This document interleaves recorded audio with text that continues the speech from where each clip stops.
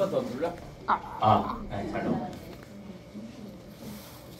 교회는 5가지 이제 모토가 있어요. 첫 번째는 예배를 드리잖아요. 그리고 가르치고 배우고 교육이 있습니다. 그리고 서로 교제가 있어요. 친교라고 하죠. 그 다음에 복음을 전하는 게 전도예요. 그리고 하나 더 있는 게 봉사가 있습니다. 이 5가지 원리가 교회 공동체 안에 있고요. 예배에만 막 집중, 예배만 드리고 집에 가 다. 그러면 이제 거기는 건강함이 없어요. 예배만 드리니까. 예배를 드렸어요. 말씀을 듣잖아요. 그럼 내가 말씀을 삶의 실천을 옮겨야 되는데 교회가 삶의 실천을 옮길 수 있는 장을 안 만들어주면 병들어요, 신앙이. 그 교회는 곧 병들어서 성도들의 신앙이 죽게 되어 있습니다. 그러니까 예배를 드리면 봉사에 참여할 수 있도록 교회는 항상 힘써야 돼요. 근데 봉사, 예배 드리고 바로 봉사로 가잖아요? 그렇게 뭐 어떻게 되냐면 세상 방식을 가지고 와서 봉사를 합니다.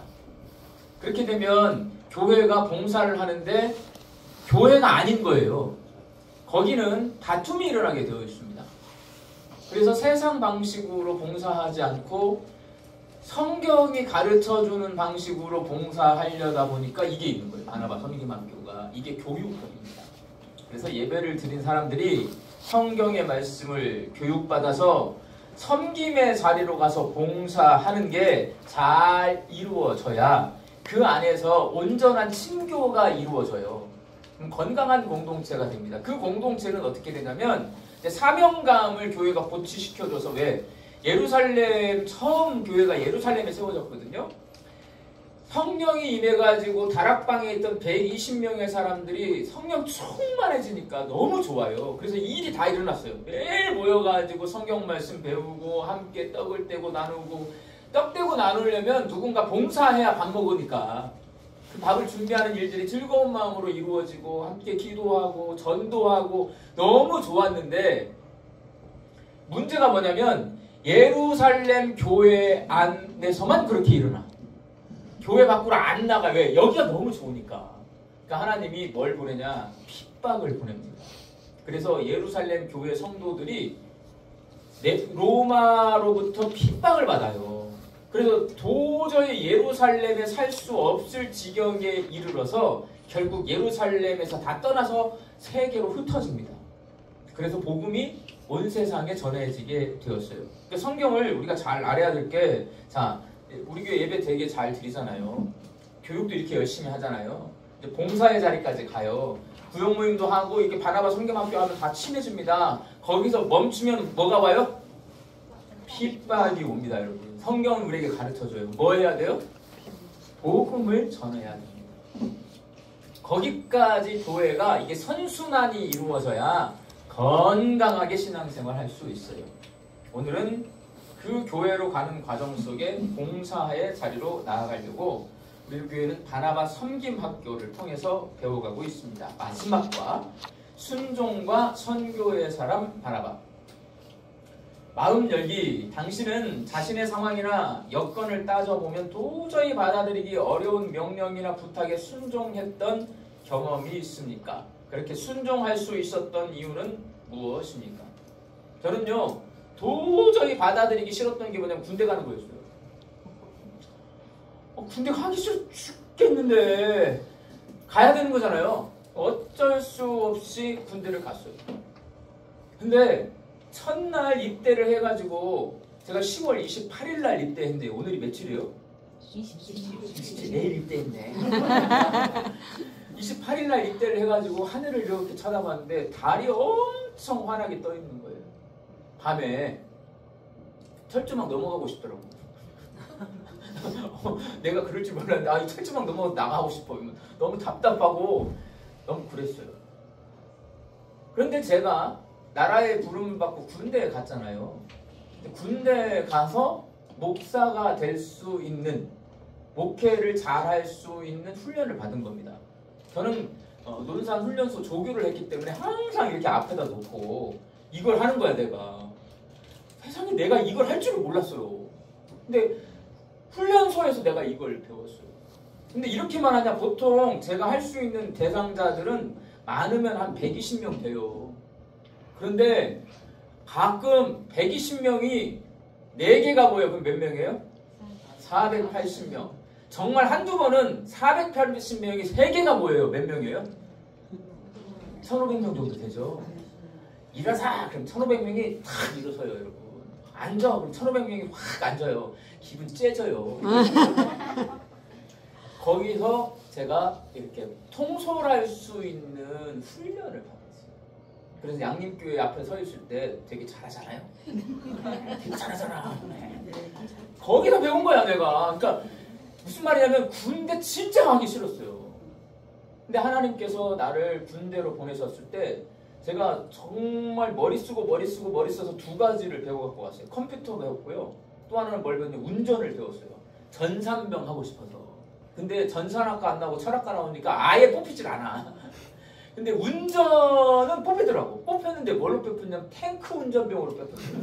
그러니까 내 모든 같이 훈련받던 동기들은 전부 탱크 운전하러 갔어. 나만 남았어. 논산훈련소, 조교. 왜 남겨놨을까요? 목회하라고 목회. 그렇게 된 거예요, 여러분. 그 말 하는 거잖아. 순종이 어려운데 순종한 것이 있습니까? 그렇게 순종할 수 있었던 이유는 뭡니까? 나라가 부르니까 어쩔 수 없이 한 거고요. 그러니까 순종이라고 하는 것은 내가 하고 싶어서만 하는 게 아니에요. 어쩔 수 없이 하는 거예요. 어쩔 수 없이. 그것도 순종입니다. 그러면 그 순종을 통해서 하나님이 일하신다. 여러분 꼭 기억하시기 바랍니다. 식당에서 누가 일하고 싶어? 근데 하나님께서 지금 하는 거 아니에요. 하면 하나님께서 우리의 순종을 통해서 역사하신다. 아셨죠? 그 말 하려고 이거 써놓은 겁니다. 마음 열기, 생각 열기. 어떤 상황과 사건 속에서 순종과 불순종은 개인의 삶이나 공동체의 역사를 바꾸어 놓는 중대한 원인이 됩니다. 다음 사람들의 불순종은 어떤 결과를 가져왔습니까? 아담과 하와가 불순종했습니다. 선악과 먹지 말라고 했는데 먹었습니다. 어떻게 됐습니까? 죄가 세상에 들어왔습니다. 엄청난 결과가 나오죠. 사울왕이요. 사무엘하 15장 17절에서 23절에 보면 왕의 자리에서 버림을 받아요. 하나님 앞에. 왜 버림을 받냐? 사무엘상 13장을 보면 사울왕이 블레셋과 전투를 하러 가게 되는데요. 사무엘 선지자가 제사장이에요. 와서 제사를 드리고 하나님 앞에 제사를 드리고 나가야 내 속이 좀 편하네. 근데 전쟁을 하러 가야 되는데 사무엘이 안 와. 어떻게 했어요? 자기가 제사를 드려버려요. 내가 제사장이 아닌데 자기가 제사를 드려버려. 이거는 있을 수 없는 일을 벌인 거예요. 하나님이 거기에 대해서 분노하십니다. 그리고 사울왕을 버려요. 사무엘상 15장에 보면 아말렉과의 전투에서 아무것도 가져오지 말고 진멸하라 그랬어요. 근데 또 어겨 살려줘요. 그리고 전리품을 가지고 나옵니다. 사무엘상 25장을 보면 블레셋 전투에서요. 어떤 짓을 하냐면 엔돌에 신접한 무당에게 죽은 사무엘의 영혼을 불려 올려 달라고. 세상에 성경에 이런 거 딱 여기 하나 나오거든요. 사무엘이 이미 죽었는데 무당에게 찾아가서 그 죽은 영혼을 끌어올려 달라고 말을 합니다. 여러분, 저는 무당이 굿하는 거 많이 봤고요. 무당이 굿할 때 신접한 진짜 무당들이 있어요. 이 대나무 흔들리는 무당. 그 무당들은 기도 열심히 하는 무당들은요. 딱 하면 이 굿을 할 때 굿을 요청한 사람에게 귀신이 씌어요. 그래서 죽은 사람의 목소리를 나게 하는 걸 내가 봤어. 근데 내가 나중에 귀신 쫓아보니까 나도 하더라고, 그거는. 그런 있는 거, 이러고 있는 거란 말이야. 근데 하나님이 싫어요. 왜냐면 죽은 영혼은요, 하나님의 속 안에 있는 거예요. 불러내고 이런 거 없어. 근데 왕이 그 짓을 했어요. 이거는 이방 사람들의 무당들이 행하는 일을 하나님이 택한 첫 번째 이스라엘 왕 사울이 그걸 하니까 하나님이 분노했어요. 계속 하나님에게 불순종하는 거예요.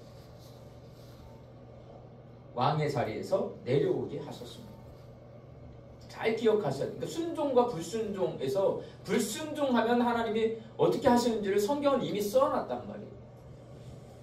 그럼 다음 사람들의 순종은 어떤 결과를 가져왔는가? 아브라함 순종을 했잖아요.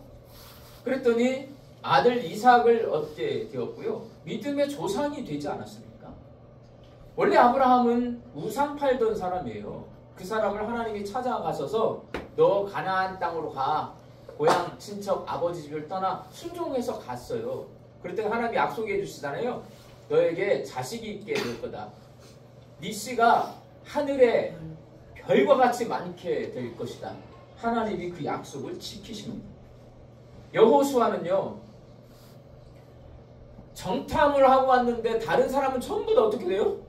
가면 안 된대. 근데 여호수아는 정탐을 하러 갔더니 하나님이 주신 땅이래. 이게 하나님이 주신 땅이래. 순종했더니 여호수아가 모든 이스라엘 백성을 데리고 가나안 땅에 들어가는 역할을 하게 하셨습니다. 말씀 안에 머물기.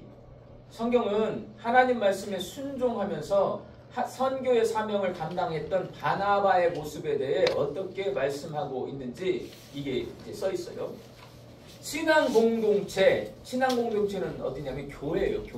교회 앞에 순종한 사람 바나바. 거기 사도행전 11장 22절 23절 함께 읽습니다. 시작.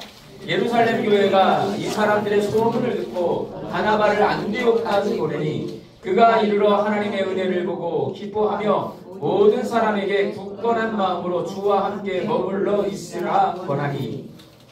예루살렘 교회가요, 안디옥 교회의 성도들을 돕는 사역자로 바나바를 선택했단 말이에요. 왜 그러냐? 그 교회 딱 맞으니까. 바나바가 안디옥 교회에 가기에 딱 맞아.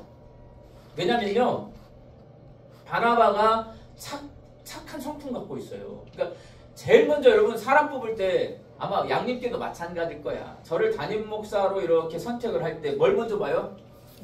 착한가 안 착한가 보잖아. 얼굴이 좀 착하게 생겼어. 잘못 뽑은 거지. 뭐 된통 당하는 거지. 얼굴 보고 뽑았다 지금 된통 당하는 거야. 착한가 안 착한가 보는 거예요. 성경에 바나바 착한 성품을 지녔다고 써놨어요. 사도행전을 보시면 바나바는 착한 성품에 성령이 충만한 사람이었습니다. 그러니까 1번 합격이야. 1번 합격. 2번 바나바는 안디옥 사람이에요. 안디옥의 구부로 출신입니다. 양림교회에서 담임 목사 뽑을 때요, 몇 가지 조건이 있더라고 보니까. 이쪽 사람 뽑으려고 그래. 여기 정서 모르는 사람 안 뽑으려고 하더라고. 안디옥 교회에 누군가를 보내야 되는데 그 안디옥의 정서를 아는 사람 찾아보니 바나바예요. 구부로 출신이거든요. 그래서 안디옥 교회는 스데반의 순교와 관련이 있어요. 스데반이 죽었잖아요. 그때 이제 핍박이 시작이 되면서 다 사람들이 흩어져. 그러면서 제일 먼저 복음이 전해지는 곳이 어디냐면 안디옥이에요. 안디옥. 그래서 그 안디옥에 예수 믿는 사람들이 나타났는데 이 사람들이 되게 복음을 잘 받아들였어요. 그래서 안디옥 교회에서 처음으로 생겨난 말이 그리스도인입니다. 저 사람들은 예수를 따르는 사람, 그리스도인, 안디옥에서 처음으로 생겨난 거예요. 그러니까 예루살렘 교회가 최초의 교회고 이방 땅, 이스라엘 밖의 이방 지역에 세워진 최초의 교회가 바로 이 안디옥 교회입니다. 그런데 바나바는 그곳 출신이에요. 성품도 착하고 성령의 충만함도 있어요. 그래서 예루살렘 교회에 있는 사도들이 바나바를 안디옥으로 파송하기로 결정을 한 겁니다. 안디옥 교회로 파송된 바나바가 겪게 될 어려움은 무엇일까요? 창세기 12장 4절에 아브라함과 바나바를 비교해 봅시다. 아브라함과 바나바를 비교하는 이유가 있습니다, 여러분. 아브라함이요, 우상 팔던 사람이잖아요. 근데 갑자기 하나님이 하란 땅에 있던 아브라함을 가나안 땅으로 데리고 가버려요. 그럼 어떤 일이 벌어지냐면, 지금 이 시대는 하도 교통이 발달되어 있으니까 서울 살든 대구 살든 부산 살든 광주 살든 상관이 없잖아. 근데 그때는 그렇지 않습니다. 내가 우리 아버지의 집을 떠나간다고 하는 것은 목숨을 내놓아야 돼요. 왜? 그 당시는 도적대가 많이 있어요. 그래서 내가 아버지 집에 있다는 것은 친척들과 같이 살아요. 그러면 도적대가 쳐들어오잖아요. 그럼 온 친척이 그 동네 사는 모든 사람이 함께 힘을 합해서 외적의 침입을 막아내요. 근데 나 혼자 떠나. 그럼 어떻게 돼요? 나 혼자예요. 나는 나그네입니다. 왜 고아와 과부와 나그네를 보호해 주라고 하냐면 나그네는 언제 죽어도 죽을 목숨이에요. 그 당시 나그네는 언제 죽어도 죽을 목숨입니다. 그리고 나그네가 되면요, 내가 아버지 집에 있을 때는 돈 번 거 창고에 쌓아놓고 어디 땅 쌓아놓고 이렇게 할 수가 있잖아. 근데 내가 나그네로 떠나면 그거 다 놓고 가야 돼요. 못 들고 갑니다. 그러니까 결국은 내가 하나님 말씀에 순종해서 나그네의 삶을 산다는 건 내 목숨 내어놓고 내 재산 다 내어놓고 내 모든 것을 내어놓고 떠나가는 거예요. 바나바도 마찬가지입니다. 바나바도 예루살렘으로 왔잖아요. 거기서 살고 있어요. 땅 갖고 있었어요, 여러분. 근데 어떻게 돼요? 그 땅을 다 팔아가지고 사도들 발 앞에 둡니다. 그리고 안디옥으로 돌아가요. 이 바나바가. 그러니까 결국은 바나바가 무슨 손해를 보냐면 내가 이루어 놓았던 모든 것을 다 내려놓게 돼요. 두 가지인데요. 외형적으로 보면 내 삶의 터전, 내가 그동안 맺었던 관계, 그러니까 나를 인정해주는 교회 성도는 어디냐? 예루살렘 교회인 거예요. 그런데 안디옥으로 가면 낯선 곳입니다. 그러니까 내가 가지고 있던 이제 우리 교회에서 가장 많이 쓴 기득권 내려놔야 돼. 내가 여기서는 양립교회에서 내가 기득권 갖고 있는데 여기서 떠나가지고 방림교회 가면 아무것도 아닌 거잖아요. 그런 거예요. 네. 내적인 측면을 보면 이제 그쪽으로 가잖아요. 지금까지 내가 살면서 내가 가진 기준, 가치관 이거 다 있어요. 근데 나그네라고 하는 것은 내 기준대로 사람들에게 하라고 할 수가 없어요. 내가 가서 맞춰야 돼. 그래서 자기 기준, 자기 이익, 자기 평안함, 자기 자랑, 자기 만족 싹 내려놓고 가야 됩니다. 안디옥으로. 바나바와 아브라함을 이렇게 비교해보면 고향인 그브로와 주 활동 무대였던 예루살렘을 떠나요. 아브라함은 본토 친척 아비 집을 떠나요. 고향에서 누렸던 모든 기득권을 포기합니다. 이 두 사람은 결국 둘 다 뭐가 공통점이냐? 나그네가 되었어요. 나그네. 우리 인생 나그네로 사는 겁니다. 그러면 교회의 파송 명령에 바나바는 어떤 태도를 보이고 있습니까? 교회 명령에 바나바는 순종했어요, 여러분. 가라 하니까 간 거야. 바나바의 순종으로 안디옥 교회에 어떤 결과가 나타났습니까? 바나바가 갔잖아요. 안디옥 교회가 세계 선교의 전초기지가 됩니다. 교회가 성장해요.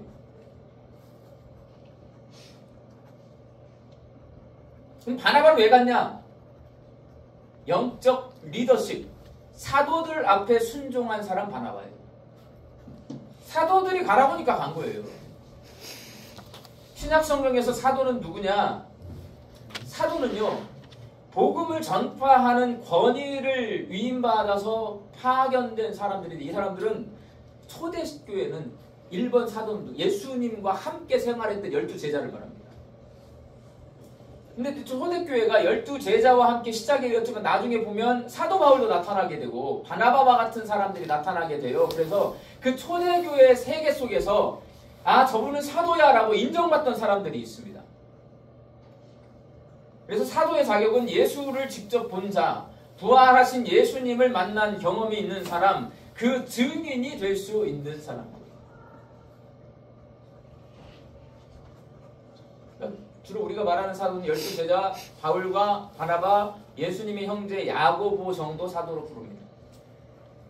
근데 이제 이단 중에 신사도 운동이라고 하는 걸 일으킨 사람들이 있어요. 신사도 운동. 그래서 뭐 사도가 새롭게 나타난다. 우리는 이단으로 봅니다. 사도는 딱 그 시대 그걸로 끝나는 거예요. 바나바가 사도들에게 순종했던 이유는 뭐냐면 그 사도들의 권위를 인정했기 때문에 그렇습니다. 그러니까 무슨 말이냐면 여러분 12사도가 어디 사람들이에요? 갈릴리 사람 아니에요? 근데 12사도가 활동을 지금 어디서 하고 있어요? 예루살렘에서 하고 있어요. 우리나라로 보면 목포 사람들이 서울 가가지고 잘난 체 하고 있어요. 말 들을 것 같지 안 들을 것 같아요? 잘 안 듣습니다, 여러분. 거기 서울 가면 요즘 그 대통령 그 학교파에서 뭐 충암고등학교파인가? 네, 충암파가 있어요. 거기 충암고등학교 김한원 목사님의 교회 앞에 있던 학교인데 거기 충암고등학교 바로 앞에 있거든. 야구도 있고. 그 학교 출신들이 많아. 근데 갈릴리에서 온 사람들이 이거 말 안 듣거든 이거. 근데 바나바가 그 사도들의 권위 앞에 순종했다. 순종과 복종의 의미를 살펴봅시다. 같이 한번 이거 읽어볼까요? 성경은 우리에게 권위에 무조건 복종하라고 가르치지만 권위에 무조건 순종하라고 가르치지 않는다. 복종과 순종은 다르다. 복종이 태도의 문제라면 순종은 행동의 문제다. 바울은 말한다. 너희를 인도하는 자들에게 순종하고 복종하라. 바울의 말처럼 우리 위의 권위들에게 순종하고 또한 복종해야 한다. 윗사람들을 존중하지 않으면 지도자가 아니라 우리가 보상을 잃는다. 존 비비어의 존중이라고 하는 책에 나와 있는 거예요. 리더십에 관한 책인데요. 권위에 순종해야 돼요. 그러니까 순종은 뭐냐? 명령에 따라 움직이는 행동을 말해요. 복종은 뭐냐? 명령에 수긍하는 태도를 말합니다. 순종은 행동이고 복종은 태도다. 나는 영적 리더십 앞에 순종하고 있습니까? 영적 리더십에 순종할 때 어떤 유익이 주어질까요? 학계 1장 12절에서 13절 같이 읽습니다. 시작. 스알디엘의 아들 스룹바벨과 여호사닥의 아들 대제사장 여호수아와 남은 모든 백성이 그들의 하나님 여호와의 목소리와 선지자 학계의 말을 들었으니 이는 그들의 하나님 여호와께서 그를 보내셨음이라. 백성이 다 여호와를 경외하며. 학계가 하나님께서 보내신 선지자라고 인정을 했을 때 모든 백성이 학계가 말하는 것을 하나님 말씀으로 듣는 거예요. 그래서 그 말에 순종하게 되고요. 경외하는 마음이 있으니까.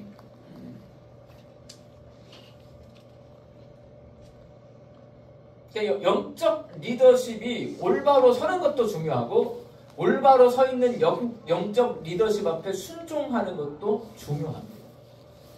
그러니까 제가 여러분들이 저의 말을 잘 따라올 수 있게 하기 위해서 참 내가 봐도 참 애쓰고 살아요. 그러니까 여러분이 저를 목사로 인정하게 하기 위해서 되게 제가 성실하게 살려고 노력을 합니다. 원래 저는 이렇게 성실한 사람이 아니야. 저는요 조금 이렇게 말썽을 좀 피우는 사람이에요. 근데 새벽 기도도 안 빠지고 나와야지. 제가 밤 10시까지 저기 불 켜놓고 있거든요. 예, 있어요. 왜 여러분 그래야 나를 목사로 인정하고. 오늘 봐봐. 여기도 대신방 하잖아 내가. 3부 예배 끝나고 와서 여기서 대신방하고 바나바 성김 맡겨하고 청년부대 또 설교하러 또 가. 이래야 여러분이 날 따라오지. 그러니까 뭐냐면 지도자는요, 리더는 영적 권위를 인정받기 위한 자기 자신을 잘 관리를 해야 됩니다.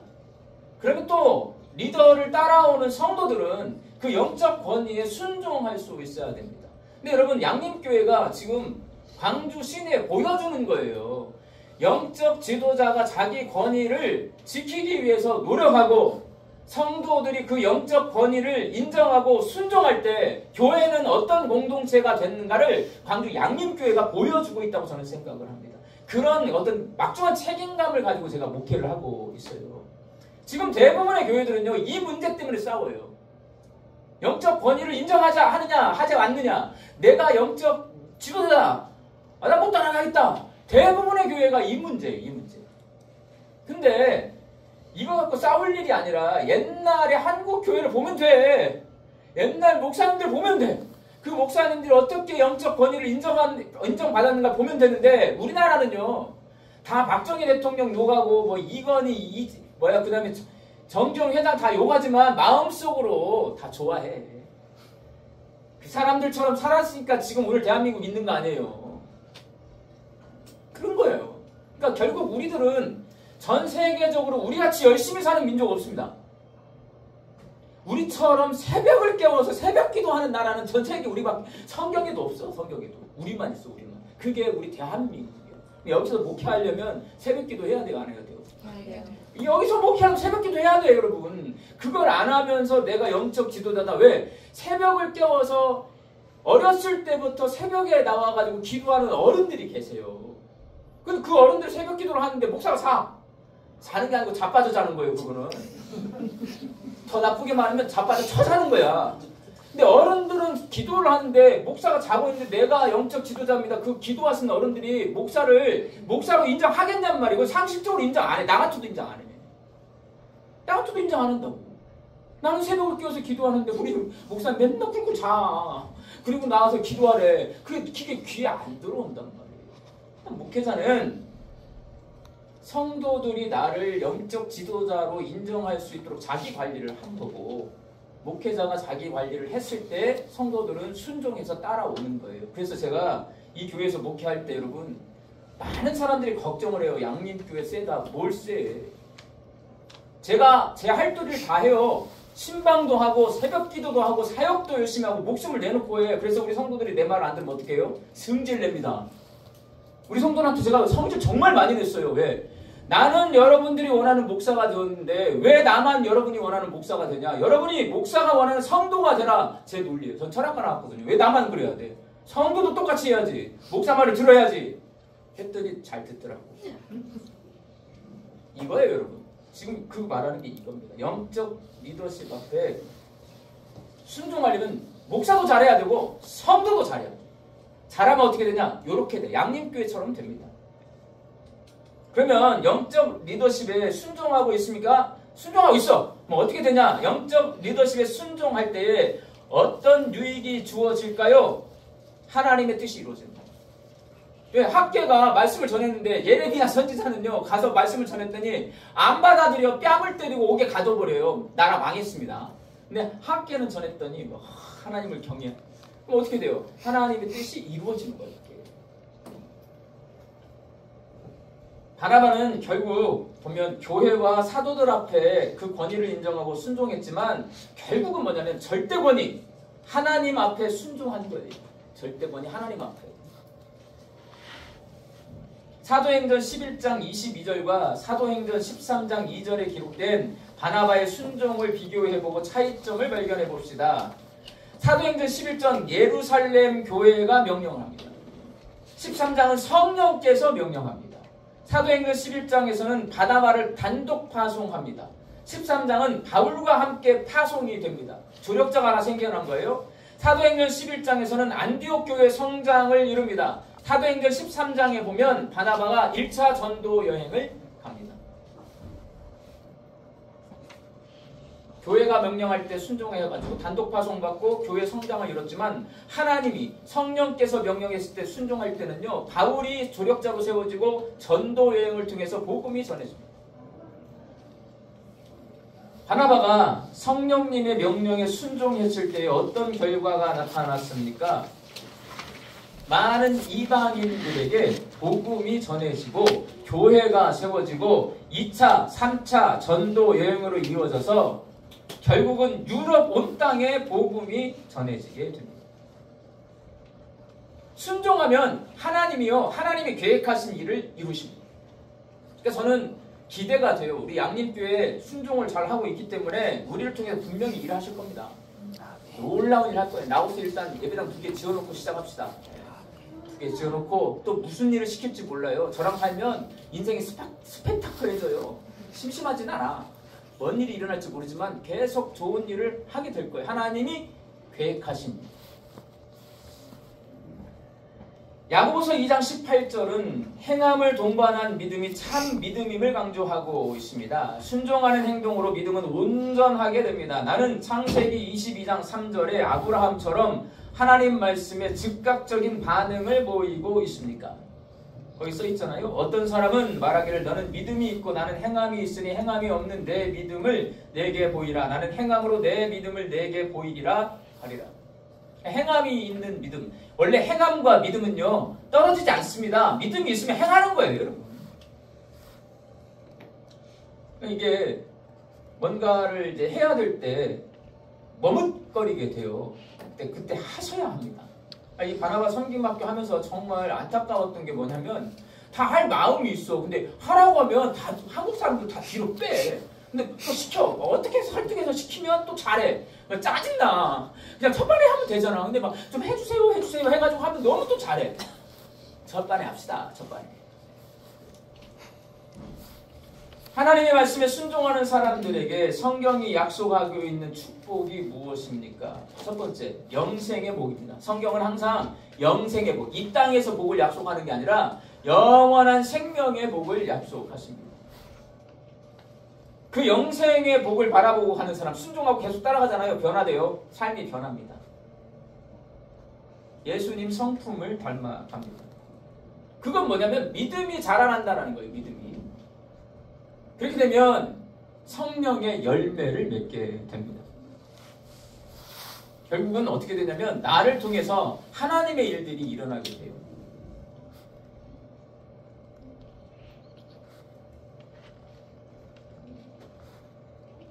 제가 이 바나바 섬김학교를 처음 이제 만들었던 이유가 부목사를 하는데 처음 부임을 해서 갔는데요. 제가 식당을 맡게 돼요. 막내 부목사가 제일 힘든 데 같아요. 식당과 주차장. 주차장도 싸움을 하고 식당도 싸움을 해요. 가봤더니. 식당은 왜 싸우냐?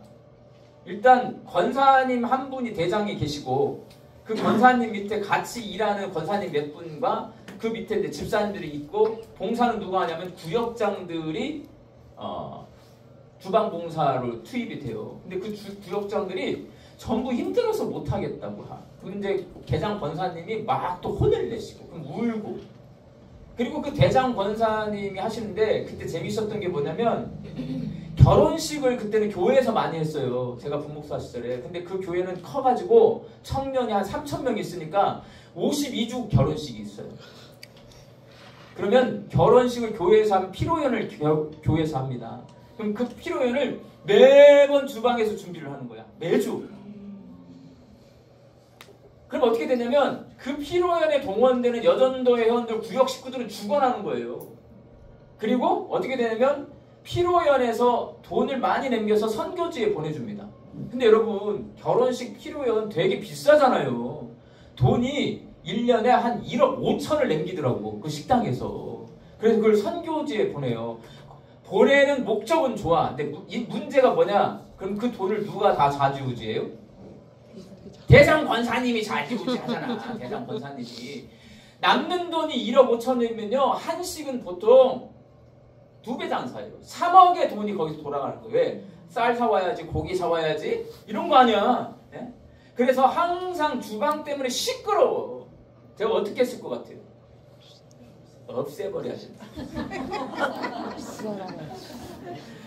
저 싸움의 소굴을 강도의 구려를 없애버려야 된다. 가자마자 부목사가 딱 보니까 그게 보여.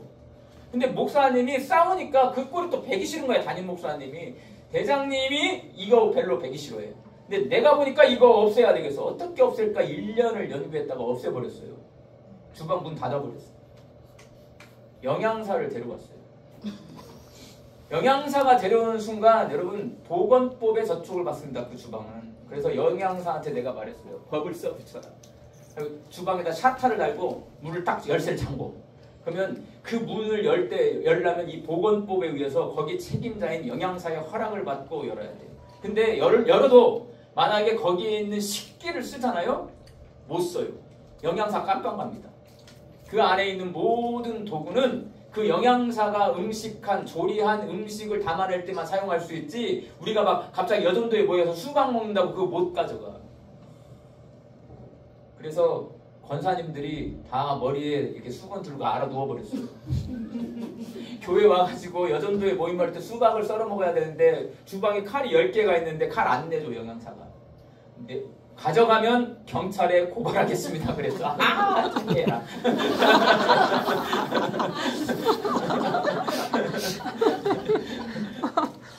근데 문제가 있어요.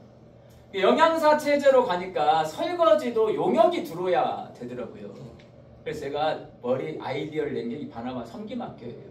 그래서 한 기수당 80명의 바나바를 모집해서 봉사를 하게 했어요. 근데 거기에는 제가 어떤 코드를 집어넣냐면 헌가족은 처음에는 저를 다 미워하니까 안 와요, 여러분. 근데 새가족은 봉사하고 싶거든요. 그래서 새가족 오라고 그랬어요. 청년 3,000명 있다고 그랬잖아요. 청년들 오라고 해서 제가 광고를 어떻게 했냐면 새가족과 헌가족이 만나는 바나바, 어른들과 청년이 만나는 바나바. 새가족과 헌가족, 어른들과 청년이 하나님을 만나는 바나바 했더니 잘 모집이 되더라고. 그래가지고 그 헌가족들이요, 저 식당은 이제 앞으로 운영이 안 될 것이다, 밥이 짜다, 뭐 김치가 짜다, 맛이 없다, 비싸다 막 물어뜯었는데요, 제가 맷집이 있어요. 1년 내내 버텼어요. 그랬더니 청년들이 계속 그 바나바를 하면서 은혜를 받는 거예요. 그래서 식당이 쌈질을 하던 곳에서 은혜의 장소로 바뀌었어요. 그래서 양림교회를 왔어요. 양림교회 상황은 어떨 것 같아요? 똑같더라고! 쌈이 일어나더라고! 그래서 바꿔버린 거예요. 여러분들이 이제 양림교회 주방을 은혜의 장소로 바꾸셔야 돼요. 여기에 헌가족이 있고 새가족이 있습니다. 여기 우리 청년들이 있고 우리 장년들이 있습니다. 특히 여기는 하길교회 갔다 오신 분들 여기 많이 계세요. 감사해요. 이게 여기서 다 섞여지는 거예요, 여러분. 우리 교회에서 유일하게 모든 성도가 함께 섞일 수 있는 건 바나바 사역 하나 있습니다. 하나. 여기 섞이는 거. 다른 데는 섞일 수가 없어. 근데 여기서는 섞여요. 비빔밥 버물러지는 거예요. 뭘로 버물러져야 되냐면 말씀의 순종함으로, 봉사의 기쁨, 섬김의 기쁨으로, 은혜로 버물려 주셔야 합니다. 특별히 이제 이번 기수는 그렇게 더 한 가지 의미가 더해져 있는 거예요. 이렇게 버물려지는 거 잘 버물려 주셔서 우리 주방이 다툼이 있는 곳이 아니라, 거기 주방에 예수님이 성찬식 했을 때 식당에 갔다가 주방에 갔다가 식당으로 왔다 갔다 하는 거잖아요. 그 성찬을 해간다면 그 주방이 남을 섬기는 기쁨의 마음이 있는, 낮은 자의 마음이 있는 곳이 돼야 되거든요. 그런 주방을 꼭 만들어 주셔서 여러분들이 그렇게 섬기는 마음으로 주시는 밥을 먹고 우리 교회 온 성도들이 섬김의 기쁨을 함께 누릴 수 있게 되기를 바라겠습니다. 네. 다 끝나는 거죠? 네. 제가 이제 기도해야지 끝나지. 네. 기도하겠습니다. 하나님, 섬김의 사람 바나바에 대해서 4주 동안 이렇게 배워봤습니다. 바나바가 교회의 명령에, 사도들의 명령에, 그리고 하나님의 명령에 순종해서 나아갈 때에 하나님께서 바나바를 통하여서 안디옥 교회를 부흥성장시키시고 바나바와 바울을 세워서 유럽 온 땅에 주의 복음을 전하게 하셨습니다. 우리가 순종하면 하나님께서 하나님의 뜻을 부족하고 연약한 우리를 통해 이 땅에서 이루시는 모습을 성경을 통해 배우게 됩니다. 우리가 그러한 인생을 살게 하여 주옵소서. 바나바 섬김학교에 신청해서 이렇게 교육받는 모든 분들이 하나님 함께 협력하여서 기도하면서 기쁨으로 섬김의 사역을 잘 감당할 때에 섬김받는 광주 양림교회 성도들의 마음속에 은혜가 충만하게 하여 주시옵시고 우리의 교회가 섬김의 기쁨을 충만히 누리는 교회가 되게 하여 주옵소서. 이 바나바 사역을 위해서 애쓰고 수고하시는 우리 장로님과 여러 스태프들 계십니다. 함께 하여 주셔서 이 사역을 잘 진행해 갈 수 있도록 지혜도 주시고 화목함도 주시고 건강도 주시고 능력도 허락하여 주옵소서. 예수님의 이름으로 기도하옵나이다. 아멘. 오늘 강의